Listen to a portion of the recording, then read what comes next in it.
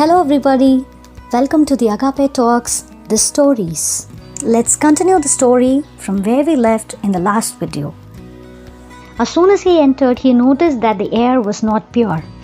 He said, "I smell man's flesh. Everything is not right here."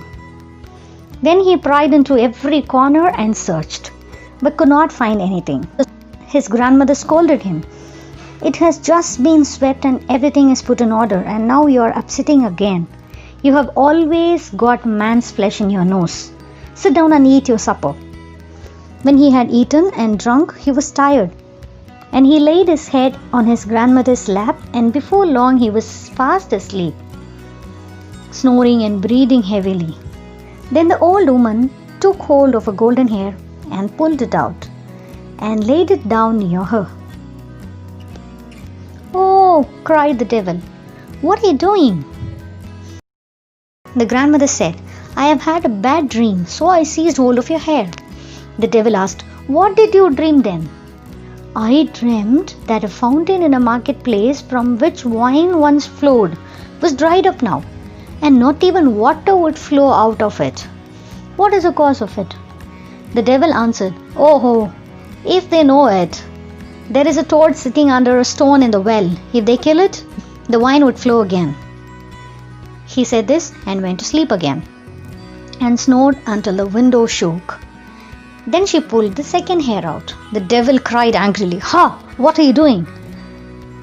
She said, "Do not take it ill. I did it in a dream." He asked, "What have you dreamt this time?" She answered, "I dreamt that in a certain kingdom there stood an apple tree, which had once bore golden apples, but now would not even bear leaves. What do you think was the reason?" The devil answered, "Oh, if they know that. A mouse is gnawing at the root. If they kill this, they would have golden apples again. But if it gnaws much longer, they wither altogether. But leave me alone from your dreams. If you disturb me in my sleep again, you will get a box on the ear." The grandmother spoke gently to him until he fell asleep again and snored. Then she took hold of the third golden hair and pulled it out. The devil jumped up and roared out, and would have treated her ill if she had not calmed him once more and said, "Who can help bad dreams?" He asked, "What was the dream then?" and was quite curious to know what was it. She said, "I dreamt of a ferryman who complained that he must always ferry from one side to the another, and was never released. What is the cause of it?" So the devil answered, "Ah, the fool! When anyone comes and wants to go across, he must put the oar in his hand, and the other man will have to ferry and he will be free." And the 3 questions were answered. She let the old serpent alone, and he slept until the daybreak. When the devil had gone out again, the old woman took the ant out of the folds of her dress and gave the lucky child his human shape again. "There are the 3 golden hairs for you," she said. "I suppose you heard what the devil said to your 3 questions. He answered, "Yes, I heard, and will take care to remember that." She said, "You have what you want, and now you can go your way." And the lucky child thanked the old woman for helping him in his need, and left hell well content that everything had turned out so fortunately. When he came to the ferryman, he was expected to give the promised answer. Said the lucky child, "Ferry me across first, and I will tell you how you can be set free." And when he reached the opposite shore, he gave him the devil's advice. "Next time anyone comes who wants to be ferried over, just put the oar in his hand." He went on and came to the town wherein stood the unfruitful tree, and there too the watchman wanted an answer. So he told him what he had heard from the devil. "Kill the mouse which is gnawing at its root, and it will bear golden apples." Then the watchman thanked him and gave him as a reward 2 assels laid in gold, which followed him.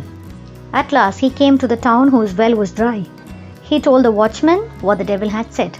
"A toad is sitting in the well beneath the stone. You must find it and kill it, and the well will give wine in plenty." The watchman thanked him and also gave him 2 asses laden with gold.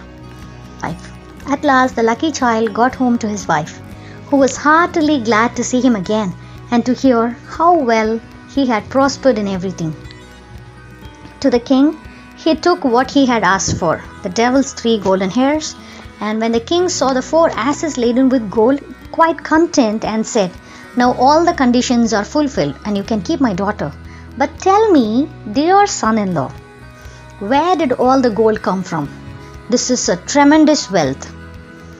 So the lucky child answered, "I was rowed across the river and got it there. It lies on the shore instead of sand." So the king asked again, "Can I too fetch some of it?"